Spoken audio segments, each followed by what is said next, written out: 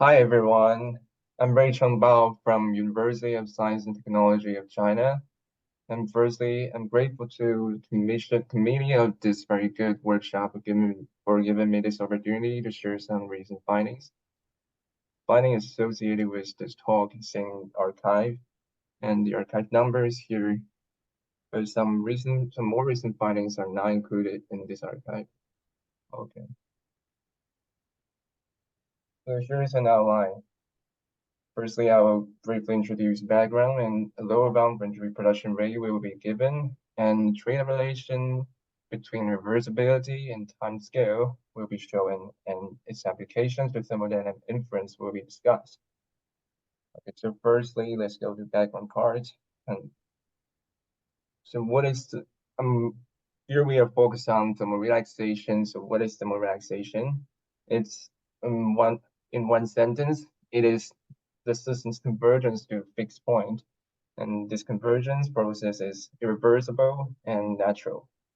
And then a real example is in daily life is as for instance a cold water and a hot cup of water in a cold environment gradually cools down, and this process is obviously irreversible.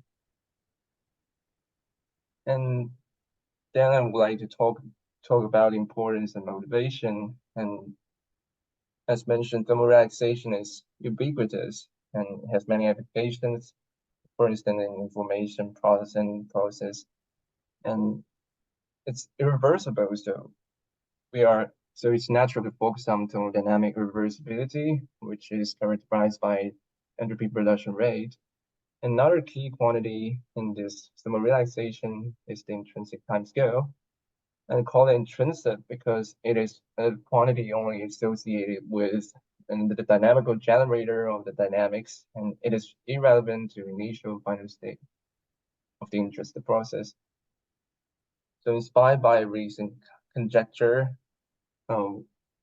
by Sefer and Barato, and we asked the question, what is the relation between the intrinsic timescale characterized by the spectrum and the reversibility? And this is natural and is actually a complementary result of this conjecture. And firstly, I would like to show our setup.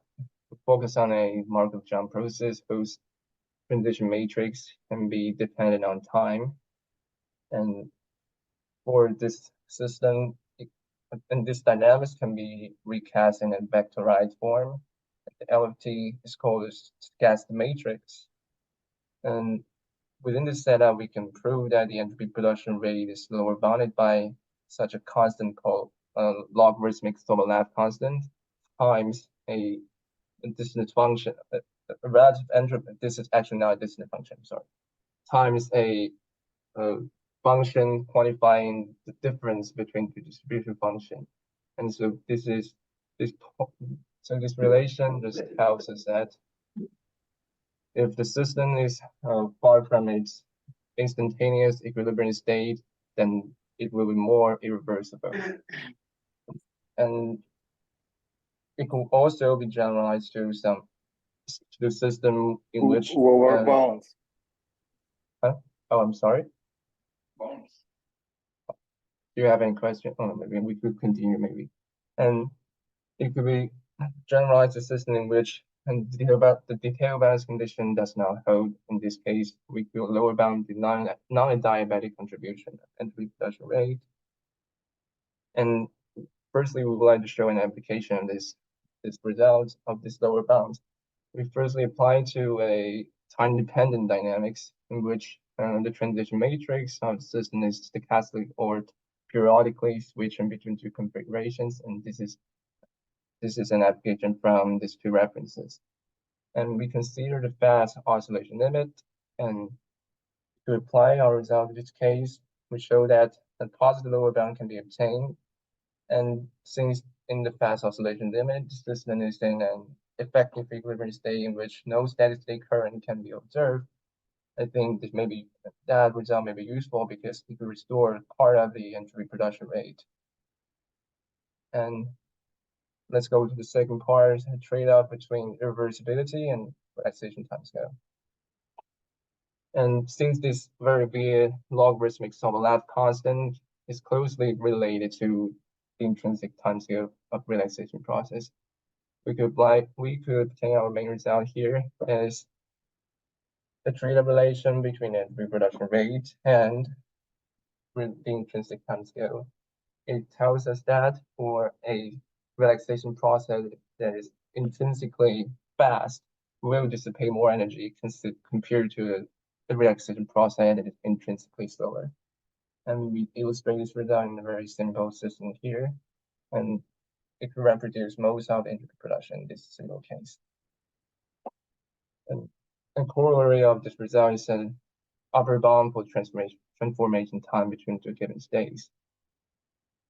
And this tells us that the system cannot be stayed in a metastable state for too long, and the longest time is given by this quantity. And also tells us that non-diabatic contribution is more relevant for when it comes to relaxation. And our logarithmic overlap constant can actually be connected with the spectrum gap. Spectrum gap is the second largest, or it's the eigenvalue whose real part is the second largest one of the dynamical generator. And so using this inequality between the LS constant and the spectrum gap, we could obtain a new lower bound for the entropy production rate, which is more easier to obtain because we should only solve an eigenvalue problem in this case.